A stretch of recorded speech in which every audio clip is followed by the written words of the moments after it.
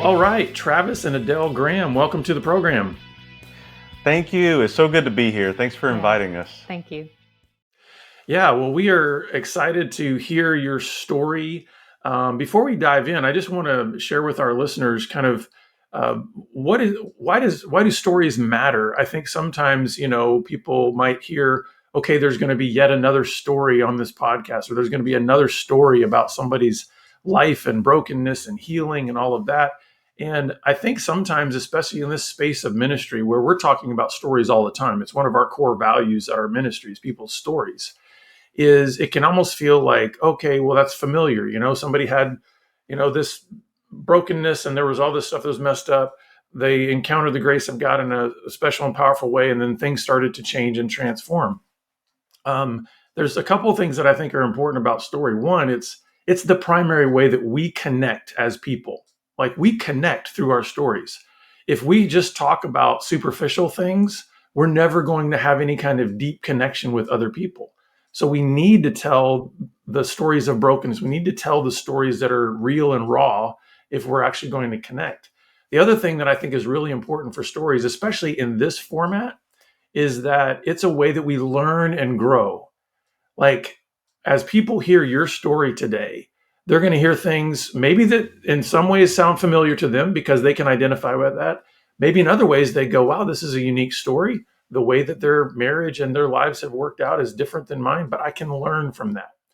So, with that being said, I would love for people to get to know you. So, let's dive into your story. So, tell us kind of first, before we go to the backstory, can you tell us a little bit about what you're doing now with your ministry? And then maybe we can talk about how you've gotten to this point. Do you want to start with where we are now and I go backwards? Would you like that? Sure. So right now we are running a marriage ministry for couples in crisis, and I'm specifically walking through infidelity and betrayal. And we've been creating an academy to help couples get healing and restoration in their marriage, as well as we do intensives and coaching. And we just have such a heart for couples that are desperate for change and desperate for something new in their marriage. That's good. So take us back, Travis. When you was talking about stories, and I was thinking, man, in 2018 was one of our most broken and challenging years to walk through, and I was desperate looking for people's stories during that time. Of I really need to resonate with somebody has gone through what we have gone through, and it was very challenging for us to find those stories then. And man, it's just I'm thankful to be able to be here to talk about our stories. And going backwards into mine, like how did we get into marriage ministry? Because I never expected we would be in marriage ministry. And it has to do with my past. I was introduced to pornography at a young age. I can't remember exactly the age, maybe 7 or 8. And it was just a Playboy type magazine. But as soon as I was introduced to that, it was like my innocence was completely stolen from me. And I was hooked. I wanted to look at more. I wanted to know more about what this is. And I hadn't really had any conversations with parents or authority about this. Is what I can think of. I can't remember having this type of conversation around, this is the type of material you need to completely get away from. And so I was hooked in.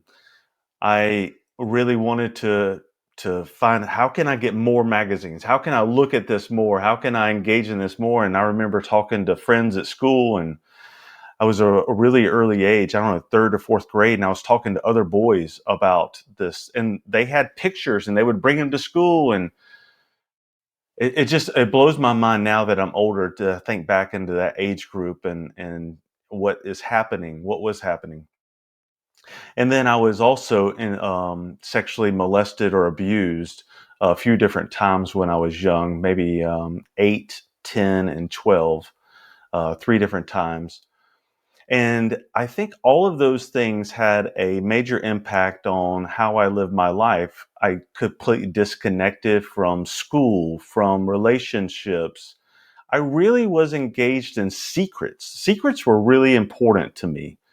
Uh, I don't know necessarily why they were that important at that young of an age. I know now the basis of it, but I couldn't wrap my mind around. I didn't necessarily tell people, "Hey, I got secrets," but I really wanted to keep those, and um, What was it the just had such an let me ask you a question. What was kind of the dynamic of your family environment growing up? Because you talk about secrets. I mean, I can imagine with the abuse, that creates a whole new level of fear in a little yeah. boy. So, what was the family dynamic that you were raised in?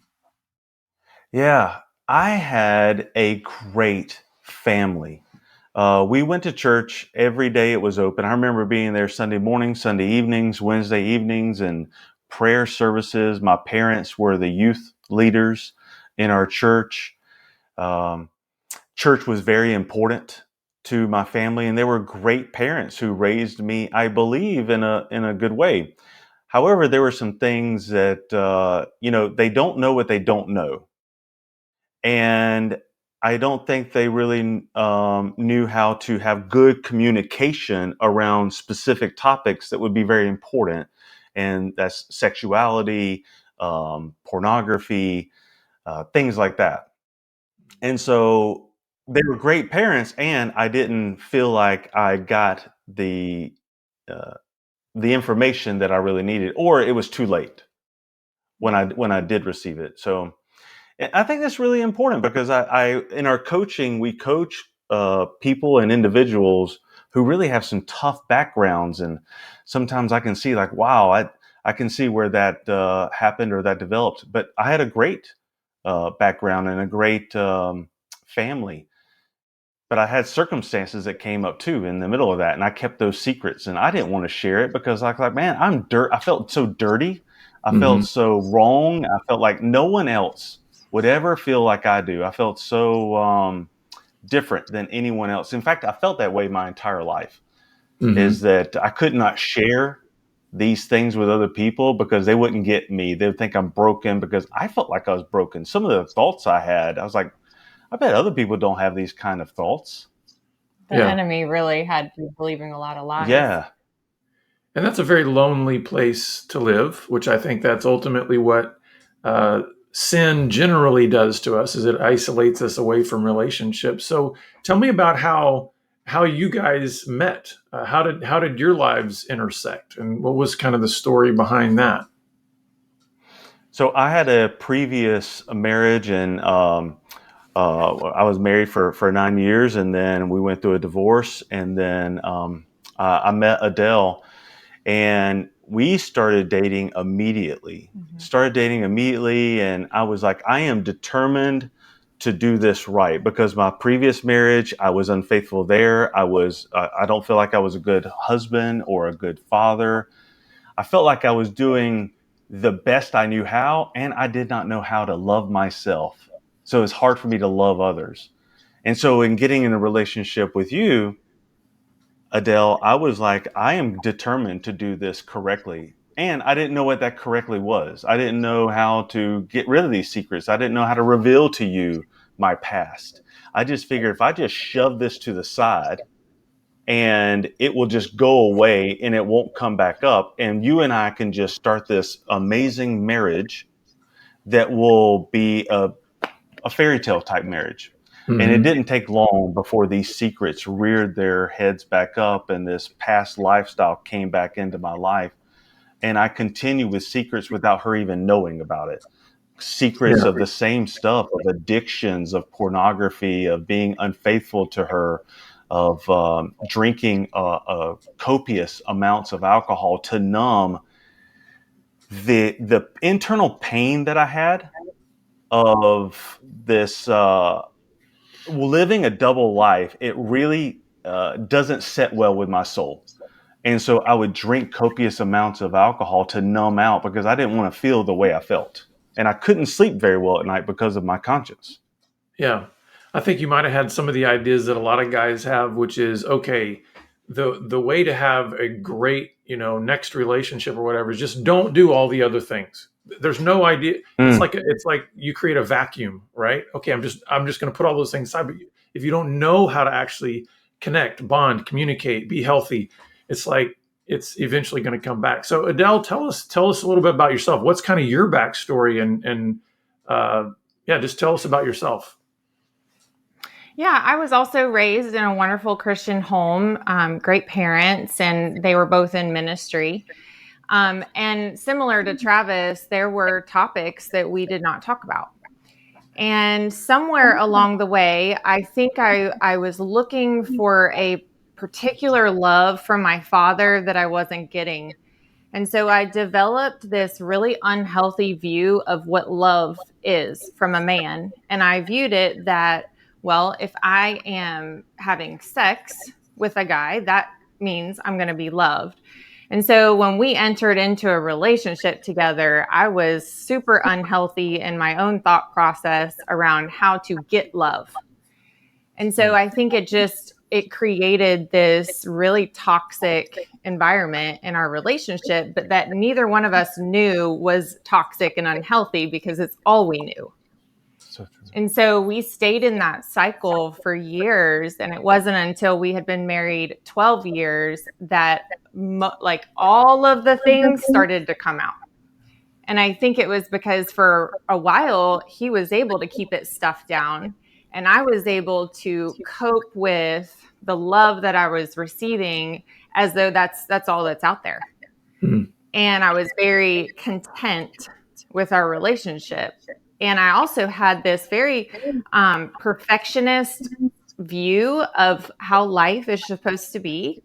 And so while I was seeing a lot of red flags in the marriage, I was um, having this distorted alternate view of my life as though I have a perfect life.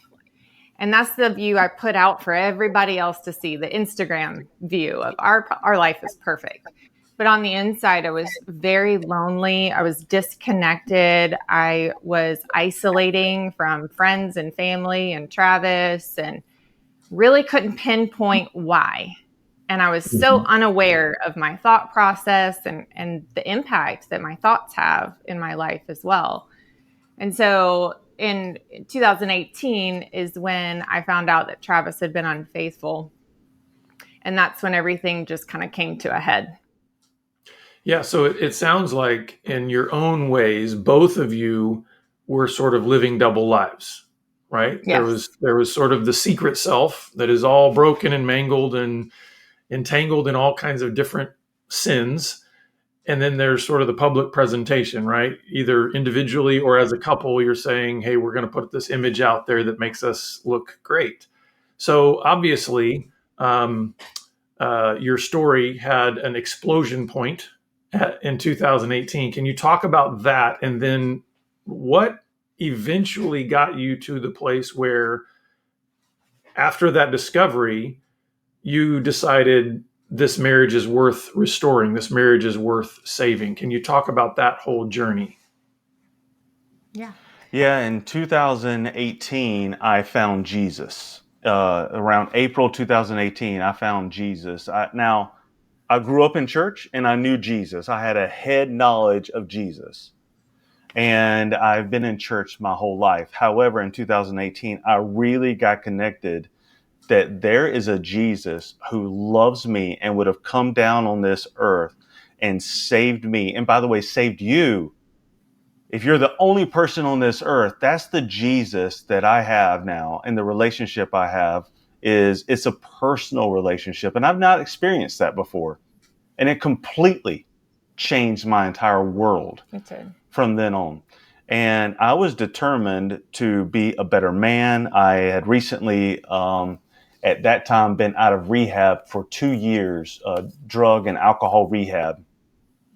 I was addicted to opiates and I was an alcoholic. Um, and so by then I'd been out for 2 years and I found Jesus in 2018. And I had about 6 months or so of really walking out this Christian life of really letting go of things and trying to connect with God. And I was feeling very good about it.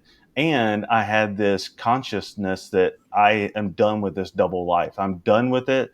And I really desperately want you to know, Adele, all these secrets that I have, because I wanted to be done with all of it. However, I could not work up the nerve. I could not be personally responsible enough to share with Adele my past. It was so difficult for me to share with you, Adele, my past, that I was a coward, and it had to be discovered versus disclosure. So the right way to be would be for me to be personally responsible and share, hey, here's what I've done in my past, and here's how we're going to walk through it. However, what I did was the coward way, and it was publicly displayed on Facebook, and it was announced about my infidelity. And then we're having a conversation about it. And even then, I wasn't completely honest. I just shared what she needed to know. And it took a few more weeks before we had full disclosure, where I just absolutely unleashed everything. And I had to get to the point where, you know what, it's more important that my heart is healed and that I am restored with God. And I just hope our marriage is going to work, but I can't just hold on to a marriage with still having lies that were in it. Mm-hmm. Yeah, and watching him most of our marriage have this void that he was desperately trying to fill, to then see him fill it with Jesus, it was like I was really intrigued and really interested in who this man was that loves Jesus, because I Yeah. could literally see a transformation in him. And it's important to say that you had fallen out of love with me. I had, yes, through the drugs and alcohol, I had gotten to the point where I didn't know if I wanted to be married, and I knew I didn't love him anymore. And so seeing that transformation in him sparked a new love in our relationship that I think was very important. Because had we not gone through that, God's timing is everything. And had we not gone through that, I just don't know if I would have stuck it out. I hope I would, but I don't know. What And was so okay. what was your initial reaction to the discovery of the unfaithfulness? I I went through several different feelings. First, I was completely in shock. But I also knew it. Mm. In the back of my mind, I knew. And so it was like, I knew this all along, and I cannot believe this is happening. It wrecked my world. I mean, I was so broken at that point. And looking back, I know now that I had to go through that because I was so selfish. I was so self-centered. And every decision I was making was about me, that it took me being so broken and at my lowest to finally look to God and say, I need you, because I can't do this. For the first time in my life, I cannot do this. And he just drew so close to me during that time. I look back, and while it was very painful months to walk through, it was also the sweetest months that I walked through because of the healing that happened and my relationship with the Lord. And I had also had a back surgery. So I found out in October, and I had a second back surgery in December that kept me home for 3 months. And during those 3 months, I mean, we processed so much. We grieved together. And I think that is the real reason why I decided I want to stay in this marriage. Is I saw the repentance in him, I saw the remorse, and I saw that he really wanted this marriage. And so the Lord really showed me in a vision that if I do the work to heal, he will use our story to help other couples. And at the time, I was like, yeah, I'm not really interested in that because I was hurting so bad. Yeah. But looking back, I'm so grateful for that vision that he gave me. Well, and I think, I mean, certainly not to make light of this at all, but in some ways, I think your back surgery, in a way, was like God saying, "I want to make you immobile. You can't Yes, run away. it was. You're going to have to deal with something." And so in some ways, it's like even all of those circumstantial things, it's like God orchestrated all of those things to come together at that time. Now, Good. obviously, there's just a lot of work to repairing all of the brokenness that was in your lives individually, but certainly how that infected your marriage. What were some of the next steps you took then to say, okay, Travis, for you, when you had said getting into this marriage in the first place, okay, I want to be a good man, I want to do these things differently, and yet it just all blew up. You didn't have the training, the understanding, the modeling from any. Maybe you didn't have a good man to model after in terms of like what does a good husband and father look like. Adele, you talked about how image was a big deal in terms of making sure that the way other people saw you was going to be really important. How did all that sort of get disentangled in order that you could rebuild from a foundation of truth and grace and real love for one another? The first thing that comes to my mind is I had to humble myself. I had to let go of my pride. I had to, because there was a whole lot of what do people think about me that was involved in this. And I had to completely let go of that. And I had to just get connected to, I desire this relationship so much. And I felt like I've had years and years and years of, I've done horrible in my relationships. And I just really wanted this relationship to work. And so I was fully engaged in the healing process. And what I did, I would not recommend other men do or other people do, is I took a shotgun approach to healing. And I just was like, I need resources, I need help. And I was doing everything. I was completely busy. My time was consumed in fixing myself. Every book that I could find, every podcast, every YouTube video, every resource, every group I could go be in every evening, I was going to go fix me. And in that process, I was able to, but I wouldn't recommend that process. Um, I think like the first 2.5 months is that's what he was really doing. yes. But what really kickstarted our healing was we went to an intensive by Focus on the Family. And that's where we learned about what's in our hearts. Mm. And we got to see each other from a totally different perspective. I started to understand the why we got where we are based on what was in our hearts for all those years. And we learned to communicate about that. And so that was the catalyst that really kickstarted our healing. And then we just didn't stop from there. We went to several other courses and conferences that really, it kind of put all the healing together for us to connect all the dots on what is it like to live a transformed life and a transformed marriage, that it's not even the same marriage it was before. And that's how I actually see our marriage. I feel like our previous marriage was a whole different marriage. It wasn't even us. Yeah. Because we are not even close to the same people who went through that. We are completely different people now. And the Lord has just done so much in our hearts. We've let go of so much of ourselves and things that don't serve our life. And it allows us to walk in freedom, which is how God designed us to live. Yeah, I think it's So let really me ask, awesome. go ahead, Travis. I was just going to say, I think it's really awesome by using all the stuff that we did to get our healing, which was a lot. We were able to come up with a very focused way for in our academy for others to be able to get healing and not having to do all the different things. It's very centralized and it really gears toward their heart and the ability to let go of things and not necessarily changing who we are, because God made us in his image. And the only thing that we're missing is that vertical relationship with God. And so our course helps to walk couples through being whole and complete individuals, because a lot of times we're just depending on each other to complete each other. I'm depending on her to complete a portion of me. And so that's one thing I love about all the stuff that we went through, is being able to create something centralized for someone Hmm. else to go through.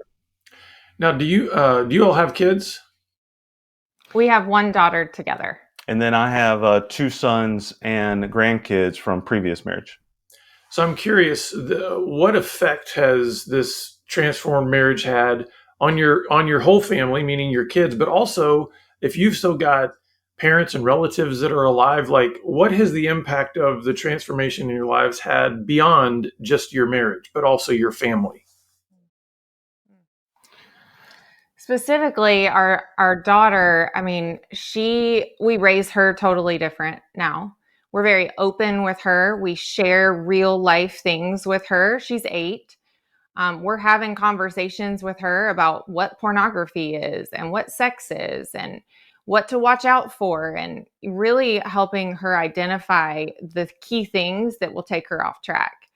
But I've watched my mom's life be transformed from our marriage being transformed. I've watched our connection with all of our family open up and just become richer, and more connected with them. That's a good point. We show up different around everyone, including our family. And by how we show up, people can't help but to be and act different, because the old way we show up, we bring all kinds of negativity, we bring all kinds of things to the conversation, and even in that way, people can't help but to show up the way they show up then too, because of how we act. And I love what you're talking about with our daughter, because we share age appropriate real life things with her that we've experienced, that we've gone through. And I think it's like Jesus in the Bible. Jesus taught using stories, Mhm. and they were very effective stories. And I feel like when we share stories, our daughter is completely engaged. And she's like, well, I'm so grateful you told me, because I don't want to do that. I Mhm. don't want to act like that. I don't want to be that way. And you can tell it really means a lot to her that we shared where we've come from, because she wants nothing to do with our past. And it makes her be very connected to us when we share like Yeah, that. Mhm. that's good. So, at what point in time did you guys start to realize that God was going to put a call on your life to now say, "Hey, this isn't just about patching up your marriage and kind of moving on with life, but actually that He wanted it to become a vocation for you. He wanted it to become a calling for you to then actually help other marriages." Tell us about that journey. That was really cool because he had given me that vision, and I didn't share it with Travis because I didn't feel like he deserved to know that at the time. But in 2021, we were at a marriage retreat. And at that retreat, God spoke to our hearts individually that He's calling us to marriage ministry. And we talked about that on the way home. And it was just really cool to see that God told us individually, and that now we were communicating about that. And we also didn't know how on earth that was going to happen, because we had a full-time salon business that needed us 100% of the time. COVID had just destroyed our team. And so we started looking for ways for someone else to take that over. And it kept falling through, and it wasn't making sense. And why aren't these things working out? And it was because God had other plans. He wanted that to be a closed chapter so that this chapter could be opened. And so in August of 2021, He closed the doors to our salon, and it totally caught us off guard. And we also knew immediately that He was calling us to marriage ministry, and had been since March of that year. And we weren't going about it the way He really wanted us to go about it. And so in October of 2021 is when we launched the Noble Marriage. That's awesome. So why don't you tell, as we kind of wrap up here, just maybe a message of hope that you would want to give to couples out there that are either kind of in the middle of just discovery, disclosure, or maybe even to the couple that hasn't quite taken that step, or also the couple that's saying we don't know what the next step is in terms of repairing the brokenness in our marriage. What hopeful message would you give to them? And then where can our listeners go to find out more about what you guys are doing? I would like to just say to the person that was betrayed, that's watching this and listening. One of the things I have heard quite a few times is, "Oh, you're so pretty. How could your husband ever do that to you?" And what I want you to hear is that it has nothing to do with you. That you are enough. You are whole, and Jesus loves you so much. And what the reason why that this happens has everything to do with the betrayer's heart in the Mhm. matter, and nothing about who you are or what you don't have or what you're not giving. I think that's such a trap for the enemy, that when one spouse gets freedom from the secrets, the other one is put in a prison of really dealing with all of these emotions and grief and all of those things. And you can actually grow and become a better person through this. You don't have to stay a victim. You can choose to be better instead of growing bitter. And that would just be my hope and prayer for those listening, that you really see that it's not about you that someone had an affair, but you still have the opportunity through this pain to become a much better person and grow and really allow the Lord to transform your heart. The quick thought that comes to my mind. There's so many things that I want to say right now, but the just a quick one is communicate. Communication really can it really is effective in a relationship, and it's needed and it's required. So communicate. And then lastly, where can you find our stuff? So we're on every platform, The Noble Marriage, on Facebook, Instagram, and we have a YouTube. We'd love for you to subscribe there. Also, Right Now Media, just type in Travis and Adelle Graham or The Noble Marriage, and we are on that platform as well. And we would love to help in any possible way we can. Yeah.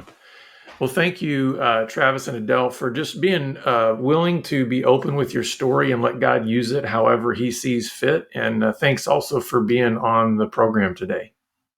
Oh, such an honor. Such an Yes, honor. thank you Thank for you so having us. much. Yeah. Well, listeners, we're always glad that you're with us. And our hope and our job is to help you take your next best step on your journey towards wholeness in Christ. And so please reach out to us. And we look forward to seeing you back here again next time on the Pure Sex Radio program. Take care.